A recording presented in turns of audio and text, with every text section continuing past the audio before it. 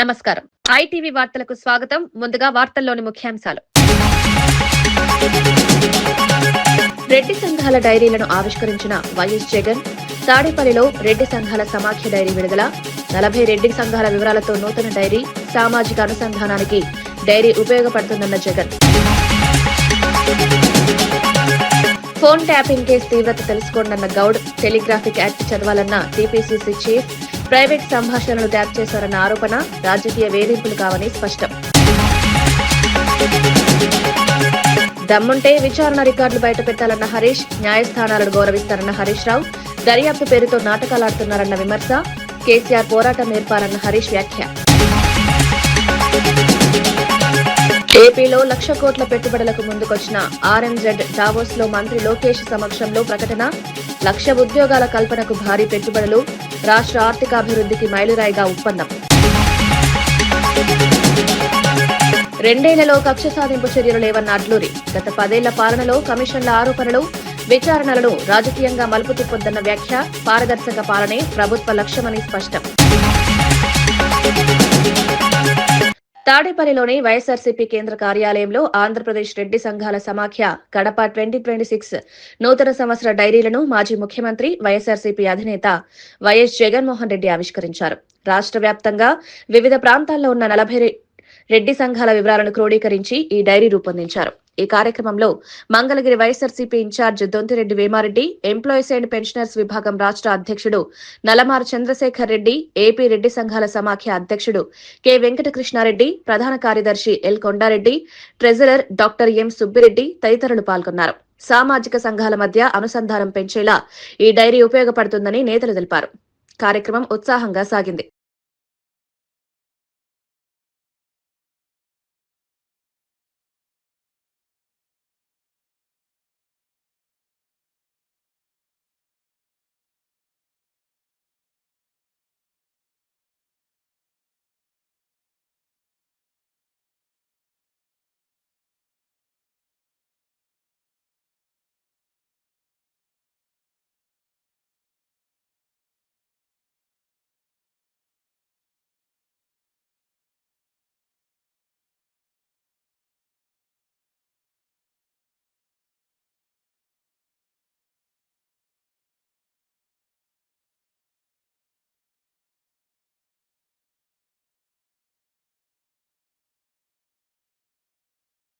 Phone tapping కేసులో హరీష్ రావుకు పాత్ర ఉందని సిట్ నిర్ధారించిన నేపథ్యంలో నోటీసులు జారీ చేయడం జరిగిందని టీపీసీసీ జనరల్ సెక్రటరీ చనగారి దయాకర్ తెలిపారు. చట్టం, న్యాయ వ్యవస్థపై గౌరవం ఉంటే హరీష్ రావు సిట్ విచారణకు హాజరై పూర్తి స్థాయిలో సహకరించాలని ఆయన సూచించారు. విచారణను ప్రభావితం చేసేలా రాజకీయ వ్యాఖ్యలు చేయడం సరికాదన్నారు. సిట్ ఆధారాలతోనే ముందుకు వెళ్తోందన్నారు. విచారణ పారదర్శకంగా కొనసాగుతుందన్న నమ్మకం వ్యక్తం చేశారు. రాజకీయ లాభాల కోసం కేసులను మలుపు తిప్పే ప్రయత్నాలు ప్రజలకు అర్థమవుతున్నాయని వ్యాఖ్యానించారు. చట్టం ముందు అందరూ సమానమేనని స్పష్టం చేశారు. ఈ వ్యాఖ్యలు రాజకీయ వర్గాల్లో చర్చకు దారితీశాయి.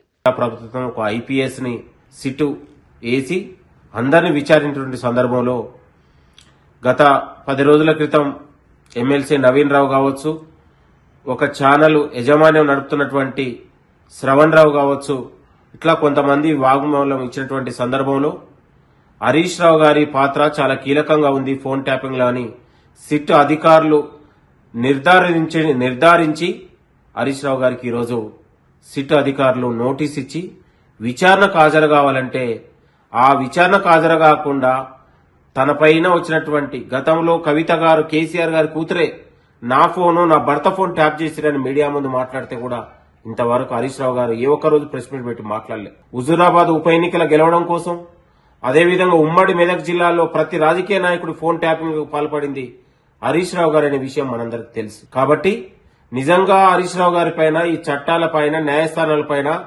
గౌరవం ఉంటే సిట్ విచారణకు హాజరై BRS MLA Harish Rao SIT విచారణపై టీపీసీసీ చీఫ్ మహేష్ కుమార్ గౌడ్ స్పందించారు. కేటీఆర్ కు లొట్టపీస్ తప్ప ఏమీ తెలియదని విమర్శించారు. టెలిగ్రాఫిక్ యాక్ట్ చదివితే కేసు తీవ్రత ఏంటో అర్థమవుతుందని వ్యాఖ్యానించారు. తన ఫోన్ తో పాటు షబీర్ అలీ ఫోన్ సహా పలువురి ఫోన్లు ట్యాప్ చేసి ప్రైవేట్ సంభాషణలు విన్నారని ఆరోపించారు. ఇది రాజకీయ వేధింపులు కాదన్నారు. వేధింపులు చేయాలంటే 2 ఏళ్లు వేచి చూడాల్సిన అవసరం ఉండేదా అని ప్రశ్నించారు. అప్పుడే జైలుకు పంపేవాళ్లమన్నారు. ఈ వ్యాఖ్యలు తెలంగాణ రాజకీయాల్లో తీవ్ర చర్చకు దారితీశాయి. కేసులు అయితే ఉన్నాయి. చట్టం తన పరిధిలో తన పని చేసుకుంటూ పోతుంది. ఒకటి మాత్రం చెప్పదలుచుకున్నా, ఫోన్ ట్యాపింగ్ అత్యంత హేయమైన చర్య. దీంట్లో ఎవరు దోషులకు తేలినా వారిని డెఫినెట్గా శిక్షించాల్సిందే. ఈ విషయంలో కేసీఆర్ కూడా నోటీసులు ఇచ్చే అవకాశం ఉంది సార్. చూస్తారు చట్టం ఏ రకంగా పోతుందో చూడాలి. దాంట్లో ఆ చట్టంలోకి మనం ఇన్వాల్వ్ కాము కదా, మనం ఇంట్రూడ్ కాము. చట్టం తన పని తను చేసుకుంటూ పోతుంది. అవసరం అనుకున్నప్పుడు అనివార్యమైనప్పుడు ఇస్తారు. అంటే రాజకీయ వేధింపులు కేవలం కావాలనే కక్ష కట్టి చేస్తుంది బీఆర్ఎస్ నేతలు. ఇప్పుడు మీరు చేసిన తప్పిదాలకి ఇప్పుడు ఎంక్వైరీలు జరుగుతూ ఉంటే ఇది రాజకీయ వేధింపు ఎట్లా అవుతుంది? నిజంగా రాజకీయ వేధింపు చేయాలని ముఖ్యమంత్రి రేవంత్ రెడ్డి గారికి అలాంటి ఏమైనా ఆలోచన ఉంటే మేము డిసెంబర్ 7న 2023 అధికారంలోకి వచ్చాం. డిసెంబర్ 10 కల్లా మీ అందరు జైల్లో ఉండేవాళ్ళు కదా. ప్రజాస్వామ్యాన్ని నమ్ముకున్నాం కాబట్టి, ప్రజాస్వామ్యబద్ధంగా ఎంక్వైరీ జరగాలి కాబట్టి, చట్టరీత్యా కార్యక్రమం ఉండాలి కాబట్టి 2 సంవత్సరాలు పట్టింది ఎంక్వైరీలు జరగడానికి. ఇదేం ఏకఛత్రాధిపతి ప్రభుత్వం కాదు రాగానే లోపడేయడానికి. రాజకీయ సాధించాలనుకుంటే ఎప్పుడు సాధించేవాళ్ళం. అలాంటి ఉద్దేశం లేదు, అలాంటి దురుద్దేశం లేదు. ఫోన్ ట్యాపింగ్ అనేది పెద్ద నేరమైనటువంటి కార్యక్రమం. దీని మీద డెఫినెట్గా ఎవరు తింటున్న వాళ్ళని వారికి శిక్ష అర్హులు అవుతారు. ఫోన్ ట్యాపింగ్ కేసుపై మాజీ మంత్రి ఎమ్మెల్యే టి హరీష్ రావు తీవ్రంగా స్పందించారు. న్యాయస్థానాలను గౌరవించే వ్యక్తిగా తాను ఏ విచారణకైనా హాజరవుతానని స్పష్టం చేశారు. కాస్కో రేవంత్ అంటూ సీఎం రేవంత్ రెడ్డిపై విమర్శలు గుప్పించారు. తన కుంభకోణాలను బయటపెడుతూనే ఉంటానని హెచ్చరించారు. కేసీఆర్ తమకు పోరాటం, త్యాగం నేర్పారన్నారు. దర్యాప్తు పేరిట ఆడుతున్న నాటకాన్ని తెలంగాణ ప్రజలు గమనిస్తున్నారని వ్యాఖ్యానించారు. లీకులు ఇవ్వడం కాదని, దమ్ముంటే ఈ రోజు జరిగిన విచారణ మొత్తం రికార్డు బయట పెట్టాలని సవాల్ విసిరారు. ఈ వ్యాఖ్యలు రాజకీయ వేడిని పెంచాయి. మహాలక్ష్మి 2500 పత్తా లేదు, 4000 పింఛను. ఇవాళ ముసలోళ్ళు కళ్ళల్లో వత్తులు వేసుకొని అవ్వాతాతలు ఎదురు చూస్తున్నారు.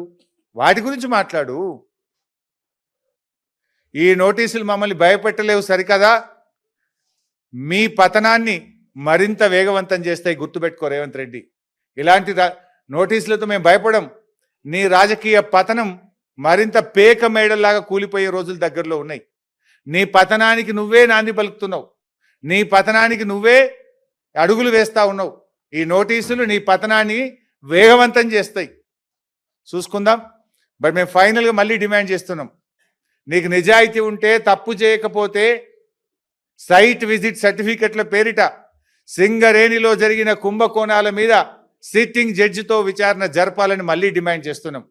నువ్వు విచారణ ఒప్పుకోలేదంటే, నువ్వు విచారణకు ముందుకు రాలేదంటే నీ బావమరిది కుంభకోణం చేసింది నిజం, కుంభకోణం జరిగింది నిజం. అందుకే నువ్వు భయపడి విచారణ జరుపుతలేవని మేము భావించాల్సి ఉంటుంది. నిజాయితీ ఉంటే, ధైర్యం ఉంటే వెంటనే సిట్టింగ్ జడ్జితో విచారణ జరుపు. లేదంటే మా అంటే 2 ఏళ్లే కదా, బీఆర్ఎస్ ప్రభుత్వం వచ్చేది ఖాయం, విచారణ జరిపేది ఖాయం, మీ అవినీతిని కక్కిచ్చేది ఖాయం, కటకటాల వెనుక మిమ్మల్ని పెట్టి. ఫోన్ ట్యాపింగ్ కేసు విచారణ తీరుపై సీనియర్ న్యాయవాది భరత్ తీవ్ర సందేహాలు వ్యక్తం చేశారు. నిన్న రాత్రి హరీష్ రావుతో కలిసి రానున్న న్యాయవాదుల పేర్లు ఇవ్వమని పోలీసులు అడిగారని తెలిపారు. అప్పుడే 2 సీనియర్ న్యాయవాదుల పేర్లు ఇచ్చామని చెప్పారు. కానీ ఉదయం కారణం లేకుండా వారిని లోపలికి అనుమతించలేదని ఆరోపించారు. మొత్తం వ్యవహార శైలి అనుమానాస్పదంగా ఉందన్నారు. ఏది కూడా పద్ధతి ప్రకారం జరగడం లేదని వ్యాఖ్యానించారు. సాక్షిగా పిలిచిన వ్యక్తిని 6:30 గంటల పాటు ఏం ప్రశ్నలు అడుగుతారని ప్రశ్నించారు. ఈ పరిణామాలు అనేక అనుమానాలకు దారితీస్తున్నాయని అన్నారు. తర్వాత హైడ్రా విషయంలో అనేక విషయాలలో వారు కోర్ట్ ఫ్రంట్ లో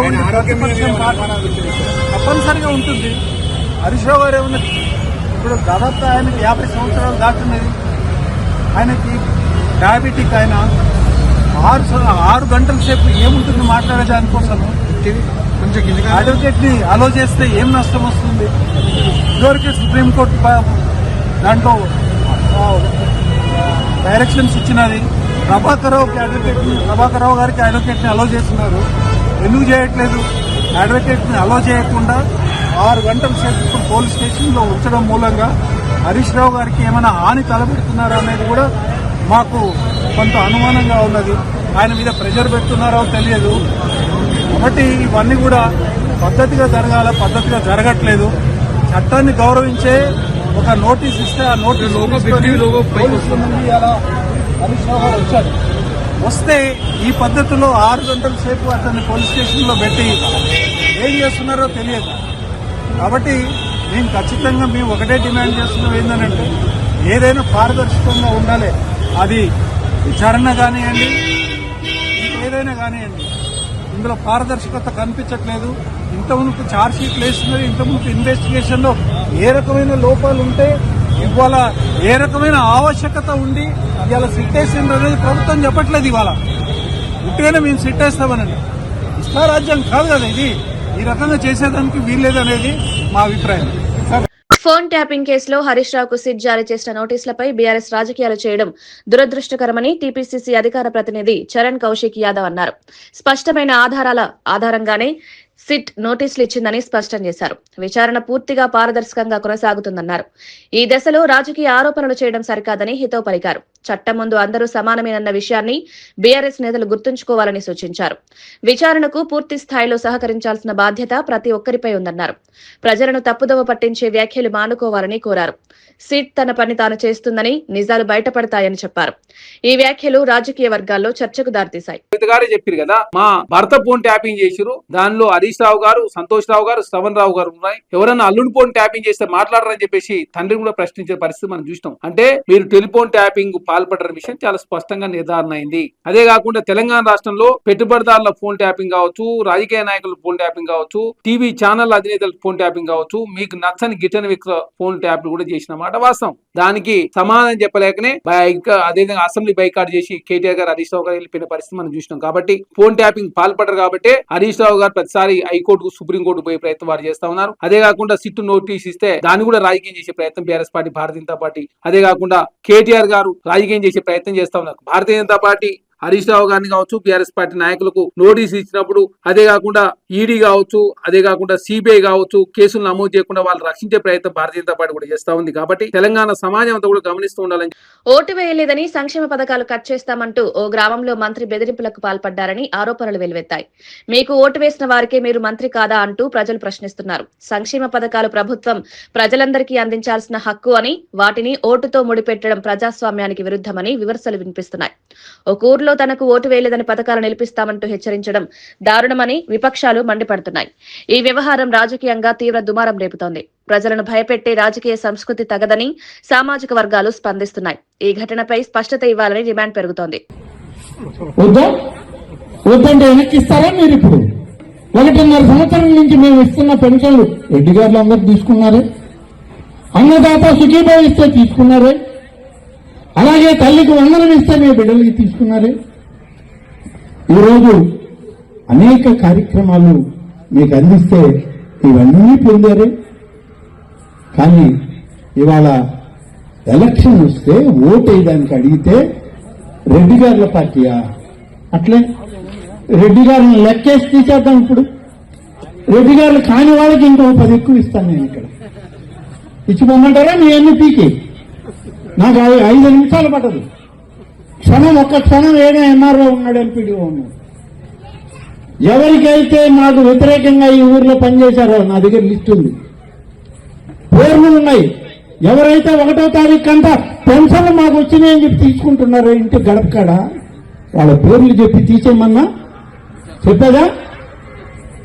కానీ సభ్యత స్థానిక సంస్థల ప్రజాప్రతినిధులకు కనీస గౌరవ వేతనం కూడా ఇవ్వడం లేదంటూ ఏపీ హైకోర్టులో దాఖలైన రిట్ పిటిషన్ విచారణకు వచ్చింది. ఈ సందర్భంగా ప్రభుత్వ తీరుపై హైకోర్టు తీవ్ర అసంతృప్తి వ్యక్తం చేసింది. ఎందుకు గౌరవ వేతనం ఇవ్వలేదని ప్రభుత్వాన్ని ప్రశ్నించింది. వైఎస్ఆర్సీపీ పంచాయతీరాజ్ విభాగం అధ్యక్షుడు వెన్నుపూస రవీంద్రారెడ్డి ఈ విషయాన్ని ప్రస్తావిస్తూ ప్రజాప్రతినిధులను నిర్లక్ష్యం చేయడం సరికాదన్నారు. గ్రామ స్థాయిలో పనిచేసే ప్రజాప్రతినిధులకు ఆర్థిక భద్రత కల్పించాల్సిన బాధ్యత ప్రభుత్వంపై ఉందన్నారు. హైకోర్టు వ్యాఖ్యలు ప్రభుత్వానికి హెచ్చరికగా మారాయని రాజకీయ వర్గాలు విశ్లేషిస్తున్నాయి. ప్రతినిధులు వాళ్ళు కూడా మనుషులే, వాళ్ళు కూడా ప్రజల చేత ఎన్నుకోబడినటువంటి వాళ్ళే. వాళ్ళ జ్యూరిస్డిక్షన్ మేరకు, వాళ్ళకున్నటువంటి టెరిటోరియల్ జ్యూరిస్డిక్షన్ మేరకు వాళ్ళు కూడా ఎన్నుకున్నటువంటి ప్రజల చేత ఎన్నుకోబడినటువంటి వాళ్ళే.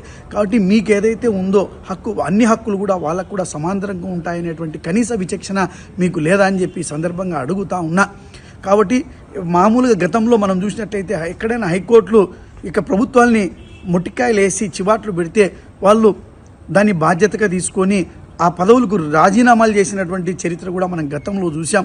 అయితే ఈ ప్రభుత్వం దున్నపోతు లాంటి ప్రభుత్వం కాబట్టి ఈ మంత్రులు కావచ్చు, ఈ ముఖ్యమంత్రి కావచ్చు, ఈ రాష్ట్ర హైకోర్టు ఎన్ని మొట్టికాయలు వేసినప్పటికీ కూడా కనీస చలనం లేనటువంటి ప్రభుత్వం, దుర్మార్గమైనటువంటి ప్రభుత్వం ఈ ప్రభుత్వం అని చెప్పేసి ఈ సందర్భంగా నేను తెలియజేస్తా ఉన్నా. తక్షణమే మీరు ఏదైతే హామీ, మీ మేనిఫెస్టోలో ఏదైతే హామీ ఇచ్చారో, మేము అధికారంలోకి వచ్చినటువంటి వెంటనే స్థానిక సంస్థల ప్రజాప్రతినిధులకు పెద్ద ఎత్తున జీతాలని పెంచుతామని చెప్పారు. పెంచుతామని ఏదైతే మీరు మేనిఫెస్టోలో పెట్టారో ఖచ్చితంగా ఆ మేనిఫెస్టోను అమలు పరచండి. వాళ్లకు మీరు ఇచ్చేటువంటి గౌరవ వేతనాలు మీ మేనిఫెస్టో ప్రకారం పెంచి తక్షణమే విడుదల చేయాలని చెప్పేసి ఈ సందర్భంగా మేము డిమాండ్ చేస్తున్నాం. చంద్రబాబు నాయుడు వైఖరి రోజు రోజుకు మితిమీరుతోందని మాజీ ఎమ్మెల్యే కొరముట్ల శ్రీనివాసులు తీవ్ర విమర్శలు చేశారు. ఏ వేదికపై చూసినా జగన్ను విమర్శించడమే పనిగా పెట్టుకున్నారన్నారు. కూటమి పాలనలో ల్యాండ్, లిక్కర్, డ్రగ్స్ మాఫియాలు పెట్టిరేగిపోతున్నాయని ఆరోపించారు. పాలనపై దృష్టి పెట్టకుండా వ్యక్తిగత విమర్శలతో కాలం గడుపుతున్నారని మండిపడ్డారు. ప్రజా సమస్యలు పక్కన పెట్టి రాజకీయ ద్వేషంతో పాలన సాగుతోందన్నారు. రాష్ట్రంలో శాంతి భద్రతలు క్షీణిస్తున్నాయని విమర్శించారు. ఈ వ్యాఖ్యలు ఏపీ రాజకీయాల్లో మరోసారి చర్చకు దారితీశాయి. కూటమి ప్రభుత్వంపై విమర్శలు మరింత పెరుగుతున్నాయి. ఏదైతే ఇక పేద సాదా కుటుంబాల నుంచి కానీ ఒక మంచి నాయకుడిని ఎన్నుకోవాలా, మంచి నాయకుడికి ఓటు వేయాలనే ఉద్దేశంతో వాళ్ళు ఓట్లేస్తే దాదాపు 1500 కుటుంబాలు మీరు బహిష్కరించి ఎవరిచ్చారు మీ హక్కు? భారత రాజ్యాంగము అంబేద్కర్ రాజ్యాంగం నడుస్తుందా, లేకపోతే రెడ్ బుక్ రాజ్యాంగం నడుస్తుందా? ఈరోజు ల్యాండ్ తీసుకోండి, కోట్ల రూపాయలు చెప్పిన ల్యాండ్ ఈరోజు లాలు కంపెనీ ఆ మాలుకు విజయవాడ, వైజాగ్లో వాడు పెట్టింది కవంత మహా అంటే 106 కోట్లు 56 కోట్లు పెట్టింటారు. 156 కోట్లు. మీరు దాదాపు 600 కోట్లు ఇచ్చిన భూమి కలిగిన విలువ కలిగిన భూమి ఇచ్చారు. వైజాగ్లో అయితే 26.2 ఎకరాస్కు 99 రూపాయలకు దాని కాస్ట్ 99 పైసలు, దాని కాస్ట్ దాదాపు 3000 కోట్లు. అంటే ఎవరు సొత్తు? ఇది ప్రజల సొత్తు, ఈ రాష్ట్రంలో ఉన్న ప్రజల సొత్తు. దాన్ని మీరు అడ్డగోలక ఆల్ ఫ్రీ అని ఇస్తే ఎట్లని? ప్రజాస్వామ్యం కూనే అయిపోతుంది, ప్రజాస్వామ్యం ప్రమాదంలో పడింది. ఇవన్నీ కూడా మీరు గ్రహించలేకున్నారు. మీకు కావాల్సిందంటే ఒకటే, మొత్తం టోటల్గా అపోజిషన్ పార్టీలను ఎవరిని లేకుండా ఉండడము, వాళ్ళు మాట్లాడుతూ గొంతు నెక్కడము, లాండటం మీ చేతులు పెట్టుకొని విపరీతమైన పొలిటికల్ జోక్యం ఇన్వాల్వ్ చేసుకుంటూ వాళ్ళు ఎక్కడ పని చేయకుండా పోవడం అనేది కూడా ఇది న్యాయమా అనేది కూడా మేము ఒకసారి మేము. ఆంధ్రప్రదేశ్ లో మరో భారీ పెట్టుబడికి ఆర్ఎంజెడ్ సంస్థ ముందుకొచ్చింది. దావోస్ లో మంత్రి నారా లోకేష్ సమక్షంలో ఆర్ఎంజెడ్ సంస్థ 1,00,00,000 కోట్ల రూపాయల పెట్టుబడులు పెట్టనున్నట్లు ప్రకటించింది. ఆర్ఎంజెడ్ చైర్మన్ మనోజ్ మెండాతో మంత్రి లోకేష్ జరిపిన చర్చలు ఫలప్రదంగా మారాయి. ఈ పెట్టుబడుల ద్వారా 1,00,000 ఉద్యోగాలు కల్పించే ప్రాజెక్టులు ఏర్పాటు చేయనున్నట్లు వెల్లడైంది. పరిశ్రమలు, మౌలిక వసతుల రంగాల్లో ఈ పెట్టుబడులు కీలకంగా మారనున్నాయి. రాష్ట్ర ఆర్థిక అభివృద్ధికి ఇది మైలురాయిగా ప్రభుత్వం అభివర్ణిస్తోంది. దావోస్ వేదికగా వచ్చిన ఈ ప్రకటనపై పరిశ్రమ వర్గాల్లో సానుకూల స్పందన వ్యక్తమవుతోంది.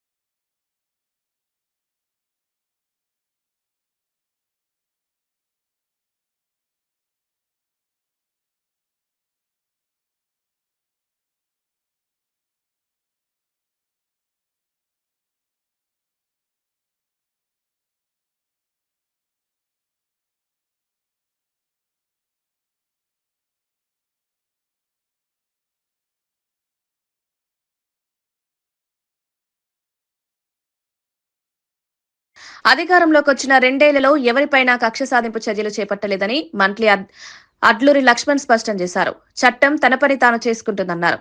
బీఆర్ఎస్ పార్టీ గత 10 ఏళ్ల పాలనలో కమిషన్ల మీద కక్కుర్తిపడి రాష్ట్రాన్ని దోచుకుందని తీవ్ర విమర్శలు చేశారు. కవిత చేసిన ఆరోపణలపై హరీష్ రావు సమాధానం చెప్పాలని డిమాండ్ చేశారు. విచారణలను రాజకీయంగా మలుపు తిప్పే ప్రయత్నాలు ప్రజలకు స్పష్టంగా కనిపిస్తున్నాయని వ్యాఖ్యానించారు. ప్రభుత్వానికి దాచాల్సిందేమీ లేదన్నారు. చట్టబద్దంగా విచారణ జరిగితే నిజాలు బయటపడతాయని చెప్పారు. పాలనలో పారదర్శకతే తమ లక్ష్యమని తెలిపారు. ఈ వ్యాఖ్యలు తెలంగాణ రాజకీయాల్లో మరోసారి చర్చకు దారితీశాయి. చేసుకుంటది వారు ప్రభుత్వంలో 10 సంవత్సరాలు మేమే రాజులం, మేమే మంత్రులం, మాకెవరు ఎదురు లేరని చేసి పాపాలు చేసి కమిషన్ల మీద కకృతిపడి ఇష్టానుసారంగా ఈ రాష్ట్రాన్ని దోసుకొని లూటీ చేస్తే ఒక్కొక్కటి బయటకు వస్తుంటే ఏం చెప్పలేని పరిస్థితి లోపల మా ప్రభుత్వం మీద మా ముఖ్యమంత్రి మీద బురద జల్లుతుంది కాబట్టి తప్ప ఎక్కడ కూడా వాళ్ళకి అవకాశం లేదు. ఈరోజు మేము ప్రభుత్వంలో ఉన్నటువంటి ఒక రాష్ట్ర మంత్రిగా నేను చెప్తున్నా, నేను నిజంగా నువ్వు సత్యశీలుడివి, నువ్వు నీతివంతుడు అయితే వాళ్ళు కేవలం నోటీసు పంపించిళ్ళు. ఆ నోటీస్కి నువ్వు రిప్లై ఏమని నోటీస్ పంపించిండ్రు, దేనికోసం నోటీస్ పంపించిండ్రు, ఏమని అడుగుతున్నారు సిట్ బృందం అనే దాని మీద ప్రజలకు జవాబు చెప్పు. లేదంటే మా సోదరిమణి మాజీ పార్లమెంట్ సభ్యురాలు మా కవితక్క మాట్లాడిన మాటల కన్నా నువ్వు జవాబు చెప్పు. హరీష్ రావు గారు మిమ్మల్ని అన్నారు కదా, మీ యొక్క బంధువు మాజీ ఎంపీ కవితక్క గారు మాట్లాడిళ్ళు, ఈ రాష్ట్రాన్ని దోసుకున్నారు, ఈ రాష్ట్రాన్ని అన్ని విధాల నష్టం చేసిందని మాట్లాడిన కవితకు హరీష్ రావు నువ్వే కర్త కర్మ క్రియ అని చెప్పి పేరు పెట్టి మీతో మాట్లాడింది, దానికి ఫస్ట్ జవాబు చెప్పు. హైదరాబాద్ దోమలగూడ ఇందిరా పార్క్ ధర్నా చౌక్ లో తెలంగాణ ఉద్యమకారులు చేపట్టిన పోరు దీక్షకు రాజ్యసభ సభ్యుడు ఆర్ కృష్ణయ్య సంఘీభావం ప్రకటించారు. కళాకారుల విప్లవాత్మక స్ఫూర్తితోనే సమాజంలో మార్పు వస్తుందన్నారు. అర్హులైన కళాకారులు ఉద్యోగాల సాధన కోసం పోరాటం కొనసాగించాలని పిలుపునిచ్చారు. కళాకారుల సమస్యల పరిష్కారంలో ప్రభుత్వం మొండి వైఖరి వీడాలని డిమాండ్ చేశారు. బీసీ సంక్షేమ సంఘం అధ్యక్షుడు జాజుల శ్రీనివాస్ గౌడ్, ఉద్యమ కళాకారుల సంఘం అధ్యక్షుడు వెంకటేశం తదితరులు పాల్గొన్నారు. కళాకారుల జీవన భద్రతపై ప్రభుత్వం స్పష్టమైన నిర్ణయం తీసుకోవాలని వక్తలు కోరారు. ఈ ధర్నా రాష్ట్ర వ్యాప్తంగా దృష్టిని ఆకర్షించింది. సమాజాన్ని మరింత మార్పు తీసుకురావాలని సమూలాగ్రమైనటువంటి మనం ఇప్పటికే పోరాటాల ద్వారా సమాజంలో చాలా మార్పులు తీసుకొచ్చాం. ఇప్పుడు రాజ్యాధికారం కోసం పోరాడడం ఒక భాగం. బిగినింగ్ లో మేము కొట్లాడినప్పుడల్లా విద్య కోసమే కొట్లాడాం. విద్య ద్వారానే ఎస్సీ ఎస్టీ బీసీకి బాగుపడుతుంది. స్థానిక సంస్థల ఎన్నికలు సమీపిస్తున్న నేపథ్యంలో సూర్యాపేట జిల్లా నేరేడుచర్లలోని 15 వార్డులను కాంగ్రెస్ పార్టీ కైవసం చేసుకోవాలని మంత్రి ఉత్తమ్ కుమార్ రెడ్డి శ్రేణులకు దిశానిర్దేశం చేశారు. నేరేడుచర్లలో నిర్వహించిన సమీక్ష సమావేశంలో ఆయన పాల్గొన్నారు. గతంలో ఎన్నడూ లేని విధంగా అభివృద్ధి కార్యక్రమాలు చేపట్టామన్నారు. సాగర్ ఆయకట్టు ద్వారా చరిత్రలో తొలిసారి అత్యధిక పంటలు పండాయన్నారు. కృష్ణా గోదావరి జలాల వినియోగంలో రాష్ట్రానికి నష్టం జరగకుండా పోరాటం చేస్తున్నామని వివరించారు. మరో 4 వారాల్లో పురపాలక ఎన్నికల నోటిఫికేషన్ విడుదలయ్యే అవకాశం ఉందని వెల్లడించారు. పార్టీ శ్రేణులు సమన్వయంతో పనిచేయాలని సూచించారు. అవకాశం ఉందని మంత్రి ఉత్తమ్ కుమార్ రెడ్డి వెల్లడించారు. మన కాంగ్రెస్ ప్రభుత్వంలో కృష్ణా నది గోదావరి నదీ జలాల విషయంలో ఒక్క చుక్క కూడా మన హక్కు బదులుకోని చెప్పిన సమావేశం. కృష్ణా నదీ జలాల విషయంలో గోదావరి నది జలాల్లో గత టీఆర్ఎస్ ప్రభుత్వం 10 ఏళ్లలో అన్యాయం జరిగింది. వాళ్ళకి తెలుసో తెలియకనో సమర్థత లేకనో లేకపోతే శ్రద్ధ లేకనో ఆ నది అన్యాయం కూడా ఇప్పుడు సమర్స్తున్నాం. నాగార్జున సాగర్ డ్యామ్ కట్టిన తర్వాత నాగార్జున సాగర్ ఆయకట్టు కింద రికార్డు స్థాయి పంట పండింది. మనం నైనీ బ్లాక్ లో ఏం జరిగిందో రాష్ట్ర ప్రజలకు తెలియాలని బీజేపీ రాష్ట్ర అధ్యక్షుడు రామచంద్రరావు డిమాండ్ చేశారు. ఎందుకు టెండర్లు రద్దు చేశారో ప్రభుత్వం ప్రజలకు చెప్పాలని కోరారు. ఢిల్లీలో మీడియాతో మాట్లాడిన ఆయన సింగరేణి టెండర్ల విషయంలో 2 ప్రభుత్వాలు చేసిన అవినీతిపై సమగ్ర దర్యాప్తు జరగాలన్నారు. సింగరేణి పరిపాలన అధికార రాష్ట్ర ప్రభుత్వం చేతుల్లోనే ఉందని స్పష్టం చేశారు. ఫోన్ ట్యాపింగ్ పేరుతో ప్రజలను మభ్యపెట్టే ప్రయత్నం జరుగుతోందని విమర్శించారు. కేంద్ర విచారణ సంస్థలకు సహకరిస్తే కోట్ల రూపాయల కుంభకోణాలు బయటపడతాయన్నారు. ఈ వ్యాఖ్యలు రాజకీయంగా ప్రాధాన్యం సంతరించుకున్నాయి. పార్టీ ఏ రోజైతే ప్రభుత్వాలు వచ్చి సింగరేణిని తన సొంత ప్రాపర్టీ కింద సొంత ఆస్తి కింద వాడుకున్నటువంటి ఒక సమయం నుంచి ఈ రోజు మంత్రులు మా వాళ్ళకి ఇవ్వాలి కాంట్రాక్టులు, మాకు ఇవ్వాలి కాంట్రాక్టులు, మాకు దీంట్లో ఇంత రావాలి, మా వాడికి ఎందుకు ఇవ్వరు అనేటటువంటి కొట్లాడ దాకా ఈ అన్నింటి మీద సమగ్ర ఒక విచారణ జరపాల్సింది అని చెప్పి భారతీయ జనతా పార్టీ డిమాండ్ చేస్తూ ఉంది. హరీష్ రావు గారికి నేను ఒకటే చెప్తాను, మీరు ఏదో ఉత్తరం రాసి కిషన్ రెడ్డి గారికి ఇంకేదో ఎంక్వైరీ కావాలని చెప్పేసి మీరేదో శుద్ధ పూసిన బీఆర్ఎస్ పార్టీ, అది పొరపాటు. ఈ రాష్ట్రానికి బస్టు పెట్టించింది, పాపం తగిలించింది ఫస్ట్ మీరు, దానికి కొనసాగిస్తుంది కాంగ్రెస్ పార్టీ. కాబట్టి ఇద్దరు పాపాత్ములు. వార్తలు ముగించే ముందు ముఖ్యాంశాలు మరోసారి. రెడ్డి సంఘాల డైరీలను ఆవిష్కరించిన వైఎస్ జగన్. తాడేపల్లిలో రెడ్డి సంఘాల సమాఖ్య డైరీ విడుదల. 40 రెడ్డి సంఘాల వివరాలతో నూతన డైరీ. సామాజిక అనుసంధానానికి డైరీ ఉపయోగపడుతుందన్న జగన్. ఫోన్ ట్యాపింగ్ కేసు తీవ్రత తెలుసుకోండన్న గౌడ్. టెలిగ్రాఫిక్ యాక్ట్ చదవాలన్న టీపీసీసీ చీఫ్. ప్రైవేట్ సంభాషణలు ట్యాప్ చేశారన్న ఆరోపణ రాజకీయ వేధింపులు కావని స్పష్టం. దమ్ముంటే విచారణ రికార్డులు బయటపెట్టాలన్న హరీష్. న్యాయస్థానాలను గౌరవిస్తారన్న హరీష్ రావు. దర్యాప్తు పేరుతో నాటకాలాడుతున్నారన్న విమర్శ. కేసీఆర్ పోరాటం నేర్పారన్న హరీష్ వ్యాఖ్య. ఏపీలో 1,00,000 కోట్ల పెట్టుబడులకు ముందుకొచ్చిన ఆర్ఎంజెడ్ డావోస్ లో మంత్రి లోకేష్ సమక్షంలో ప్రకటన. 1,00,000 ఉద్యోగాల కల్పనకు భారీ పెట్టుబడులు. రాష్ట్ర ఆర్థికాభివృద్ధికి మైలురాయిగా ఒప్పందం. రెండేళ్లలో కక్ష సాధింపు చర్యలు లేవన్న అడ్లూరి. గత 10 ఏళ్ల పాలనలో కమిషన్ల ఆరోపణలు, విచారణలను రాజకీయంగా మలుపు తిప్పొద్దన్న వ్యాఖ్య. పారదర్శక పాలనే ప్రభుత్వ లక్ష్యమని స్పష్టం. ఇవి ఈనాటి వార్తా విశేషాలు. మరో బులెటిన్లో మళ్ళీ కలుద్దాం. నమస్కారం.